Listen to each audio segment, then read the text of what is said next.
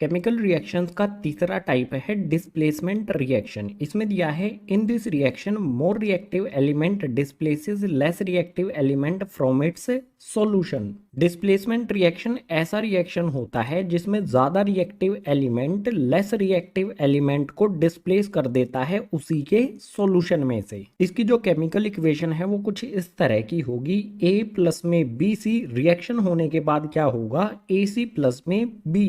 इस रिएक्शन में ए हमारा एक एलिमेंट होगा, बी सी हमारा एक कंपाउंड होगा। अगर हम कंपेयर करेंगे ए और बी को, बी कम रिएक्टिव है, ए ज्यादा रिएक्टिव है, तो जो भी ज्यादा रिएक्टिव एलिमेंट हमारा ए है, ये ए क्या करेगा, इस बी को इस बी सी से अलग कर देगा। ए यहाँ पर बी को भगा देगा और सी के साथ खुद जुड़ जाएगा। रिएक्शन होने के बाद ए सी के साथ जुड़ के ए सी बना लेगा और जो बी हमारा कम रिएक्टिव है वो अलग हो जाएगा। तो जो भी डिस्प्लेसमेंट रिएक्शन है उसकी केमिकल इक्वेशन हमें कुछ इस तरह की दिखाई देगी।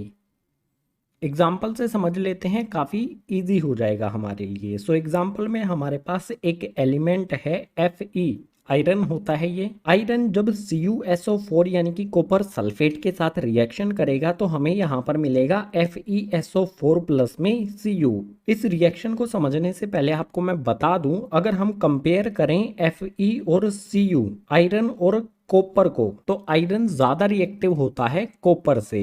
आयरन हमारा ज्यादा रिएक्टिव है इस कॉपर से, ये ज्यादा रिएक्टिव है, इसके पास ज्यादा पावर है, तो ये क्या करेगा, CuSO4 में से Cu को भगा देगा और SO4 के साथ खुद जुड़ जाएगा। जब रिएक्शन होगा तो SO4 यहाँ पर होगा, लेकिन कॉपर जो यहाँ पर था उसकी जगह पर आ जाएगा Fe यानी कि आयरन, और जो हमारा कॉपर था वो अलग निकल जाएगा। Fe ज्यादा रिएक्टिव है, Cu कम रिएक्टिव है, तो Fe ने यहाँ पर क्या किया, Cu को डिस्प्लेस कर दिया इसी के सॉल्यूशन में से। इस रिएक्शन को थोड़ा सा प्रैक्टिकली समझ लेते हैं। हम एक टेस्ट ट्यूब लेंगे, टेस्ट ट्यूब के अंदर CuSO4 यानी कि कॉपर सल्फेट का सॉल्यूशन लेंगे जो कि ब्लू कलर का होता है, जो आपको इस टेस्ट ट्यूब में दिखाई दे रहा है। इस CuSO4 का रिएक्शन हमें आयरन के साथ कराना है, तो एक आयरन नेल इस CuSO4 में रख देंगे। ये थोड़ा सा स्लो रिएक्शन होता है, तो इस आयरन नेल को कुछ देर इसी में रखा रहने देंगे।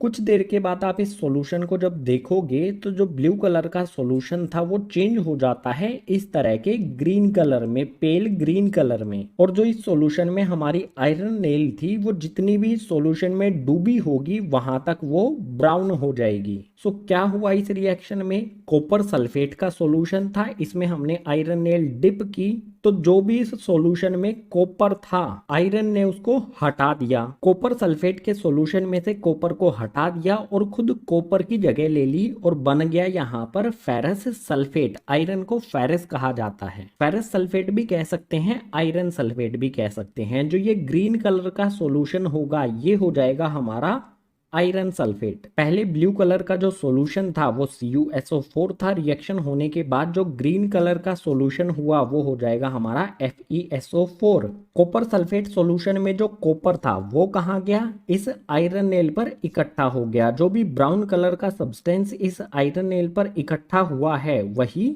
कॉपर होगा। इस रिएक्शन से रिलेटेड यहाँ पर हमें एक पॉइंट भी दिया गया है, iron nail displaces copper from copper sulphate solution and form iron sulphate solution. Iron nail क्या करती है, कॉपर को डिस्प्लेस करती है कॉपर सल्फेट सॉल्यूशन में से और बनाती है आयरन सल्फेट सॉल्यूशन यानी कि FeSO4 जो कि ये ग्रीन कलर का है। जो भी हमारा ये केमिकल रिएक्शन है इसको हम प्रैक्टिकली परफॉर्म भी करेंगे, उसकी वीडियो का लिंक आपको नीचे डिस्क्रिप्शन बॉक्स में प्रोवाइड कर दिया जाएगा। अगर आप उस वीडियो को देखेंगे तो और अच्छी तरह से ये कॉन्सेप्ट आपका क्लियर हो जाएगा। डिस्प्लेसमेंट रिएक्शन क्या होता है एग्जाम्पल के साथ यहाँ पर हमने समझ लिया है, इससे रिलेटेड एक एक्टिविटी भी आपको एक्सप्लेन मैंने कर दी है। तो डिस्प्लेसमेंट रिएक्शन वाला कॉन्सेप्ट हो जाता है कंप्लीट। अब इससे नेक्स्ट टाइप का जो रिएक्शन है उसके लिए मूव करते हैं नेक्स्ट पेज पर।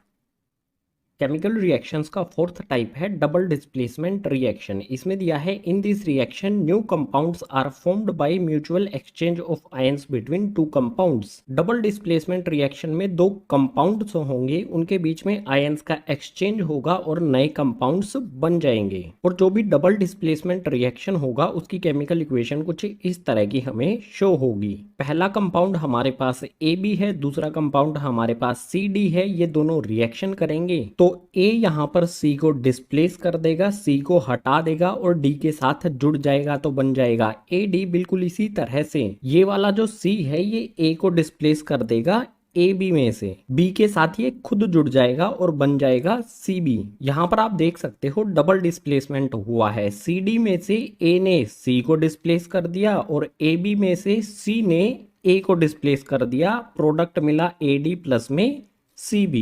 इसको एग्जाम्पल से समझेंगे तो और अच्छी तरह से आप समझ पाओगे। एग्जाम्पल में हमारे पास है Na2SO4 यानी कि सोडियम सल्फेट प्लस में BaCl2 यानी कि बेरियम क्लोराइड। जब ये एक दूसरे के साथ रिएक्शन करेंगे तो इस कंपाउंड में जो बेरियम है ये इस सोडियम को यहाँ से डिस्प्लेस कर देगा और सल्फेट के साथ खुद जुड़ जाएगा, बनेगा बेरियम सल्फेट। बिल्कुल इसी तरह से इस वाले कंपाउंड में जो Na यानी कि सोडियम है ये यहाँ से बेरियम क्लोराइड में से Ba यानी कि बेरियम को डिस्प्लेस कर देगा और कंपाउंड बनेगा NaCl। क्लोरीन के साथ सोडियम जुड़ जाएगा। बेरियम ने यहाँ पर सोडियम को डिस्प्लेस करके SO4 के साथ जुड़ गया और बन गया BaSO4 यानी कि बेरियम सल्फेट। बिल्कुल इसी तरह से सोडियम ने यहाँ पर BaCl में से Ba यानी कि बेरियम को डिस्प्लेस कर दिया और बन गया यहाँ पर सोडियम क्लोराइड यानी कि NaCl। दो कंपाउंड्स यहाँ पर हमारे पास थे, Ba ने Na को डिस्प्लेस किया और Na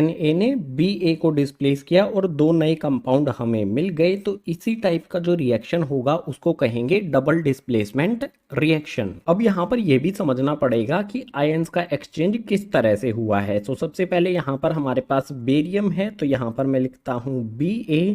बेरियम पे चार्ज होता है 2 पॉजिटिव का। जब भी हम किसी एलिमेंट पे चार्ज लिखते हैं तो नंबर हमारा पहले आता है और वो चार्ज पॉजिटिव है या नेगेटिव उसका सिंबल बाद में लिखा जाता है। सो ये बेरियम हो गया हमारा। अब ये जिसके साथ जुड़ता है यानी कि SO4, इस पे कितना चार्ज होता है यहाँ पर लिख लेता हूँ। SO4 इस पे चार्ज होता है गाइज 2 नेगेटिव का। बेरियम पे चार्ज है 2 पॉजिटिव और सल्फेट पे चार्ज है 2 नेगेटिव। तो ये एक दूसरे के साथ मिलेंगे, बन जाएगा BaSO4। 2 पॉजिटिव 2 नेगेटिव, ये न्यूट्रल हो जाएगा, बेरियम सल्फेट हमें मिल जाएगा। सो आयंस का एक्सचेंज किस तरह से हुआ है ये भी यहाँ पर मैंने आपके लिए एक्सप्लेन कर दिया। बेरियम ने सोडियम सल्फेट में से सोडियम को डिस्प्लेस कर दिया और सोडियम ने बेरियम क्लोराइड से बेरियम को डिस्प्लेस कर दिया और आयंस का एक्सचेंज किस तरह से हुआ है ये भी यहां पर हमने समझ लिया है। इसके बाद एक चीज और समझनी होगी हमें यहां से,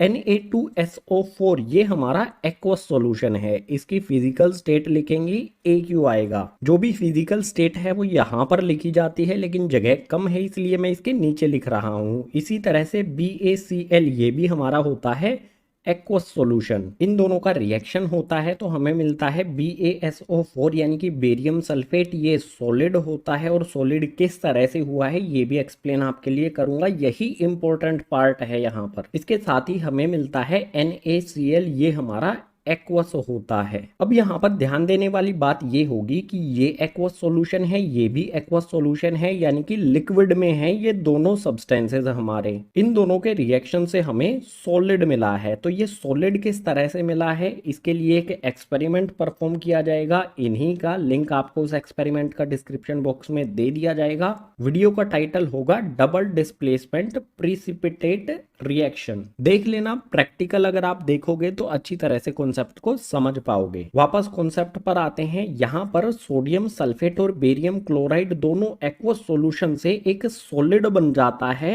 एक्वस के अंदर ही, और NaCl हमारा एक्वस ही रहता है। सो इस टाइप का जो रिएक्शन होता है जहां पर एक्वस से हमें कोई सॉलिड मिल जाए या फिर लिक्विड के अंदर कोई सॉलिड हमें मिल जाए प्रोडक्ट में। सिंपल वर्ड्स में एक्वस सॉल्यूशन से या फिर लिक्विड सॉल्यूशन से हमें कोई प्रोडक्ट में सॉलिड मिल जाए तो इसे कहा कहा जाता है प्रीसिपिटेट। और ये प्रीसिपिटेट होता क्या है, यहाँ पर हमें दिया गया है it is a insoluble solid that emerges from a liquid solution. हमारे पास दो लिक्विड सॉल्यूशन हैं, एक दूसरे के साथ रिएक्शन करते हैं तो एक इनसोल्यूबल सॉलिड बनता है, जैसे यहाँ पर BaSO4 बना है। ये इन दोनों लिक्विड्स में ही अमर्ज हुआ है, इन दोनों लिक्विड्स से ही बना है, तो इस सब्सटेंस को कहा जाएगा प्रिसिपिटेट। अगर इसको और डिटेल में लेकर जाएं तो यहाँ पर हमारे पास एक टेस्ट ट्यूब है। सपोज कीजिए इस टेस्ट ट्यूब में हमने Na2SO4 और BaCl दोनों सब्सटेंसेस को, दोनों कंपाउंड्स को डाल दिया है, दोनों एक्वस सॉल्यूशंस को इसके अंदर डाल दिया है। तो रिएक्शन होगा और रिएक्शन में आप देखेंगे कि एक सब्सटेंस सॉलिड जो कि सॉल्यूशन में सोल्यूबल नहीं है, मिक्स नहीं हो रहा है, इस तरह के रिएक्शन को प्रिसिपिटेशन भी कहा जाता है। सो डबल डिस्प्लेसमेंट रिएक्शन क्या होता है यहाँ पर समझ लिया है एग्जाम्पल के साथ, और आयंस का एक्सचेंज इसमें कैसे होता है ये भी हमने समझ लिया है। इसके साथ ये भी हमें पता है कि प्रिसिपिटेट